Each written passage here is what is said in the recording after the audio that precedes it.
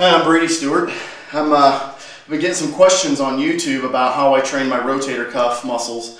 It's important to let you know that this is what I do for shoulder and rotator cuff maintenance. If I were to have an injury, I would go see a rehab specialist or a doctor. So with that said, use these exercises with caution and be very careful.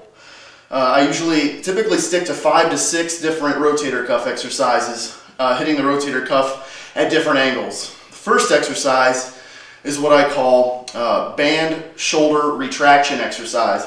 So I usually take a light band, and as you can see I have it hooked to a post, and stand back to where I feel like there's enough tension in the band, and then I loop my hand through the band, or loop the band around my hand.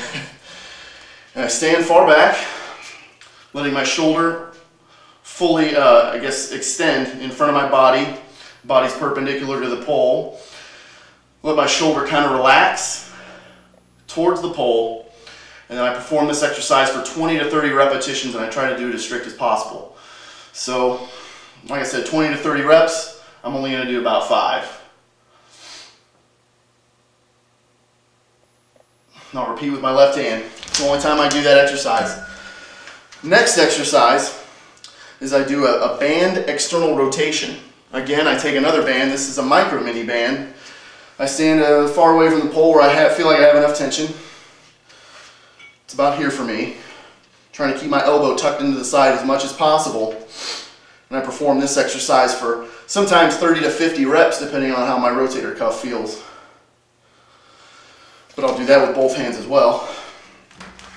Third exercise are dumbbell side raises. I always keep my thumbs up.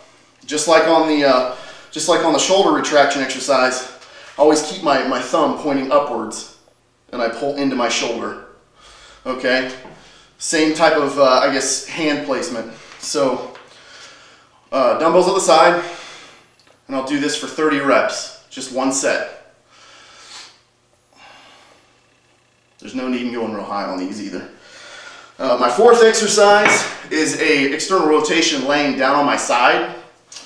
So I'll typically lay down on a flat bench and kind of look something like this. Imagine the bench being here on my left side. Elbows into my side, and I rotate the dumbbell outwards. Imagine me laying down on the bench doing this. Sometimes I'll do that for 30 to 50 reps as well with a 10-pound dumbbell. Last exercise that I do, this concludes my entire bench day. These exercises are done at the very end of my bench pressing workout. So, dumbbells at your side, again, thumbs facing upwards, and I'll do this for 30 repetitions.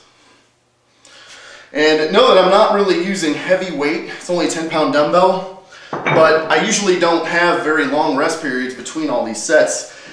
I kind of do one right after the next. So, with that said, it kind of gets tough towards the end.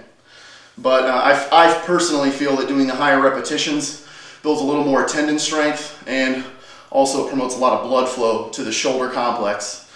And that pretty much concludes how I train my rotator cuff muscles.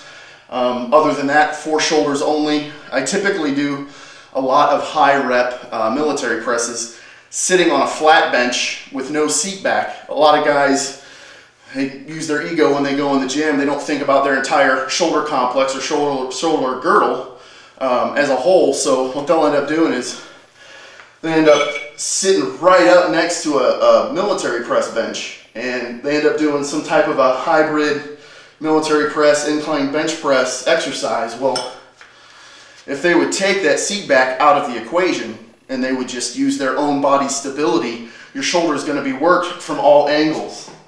You can do that with dumbbells, you can do it with a straight bar. I prefer a straight bar.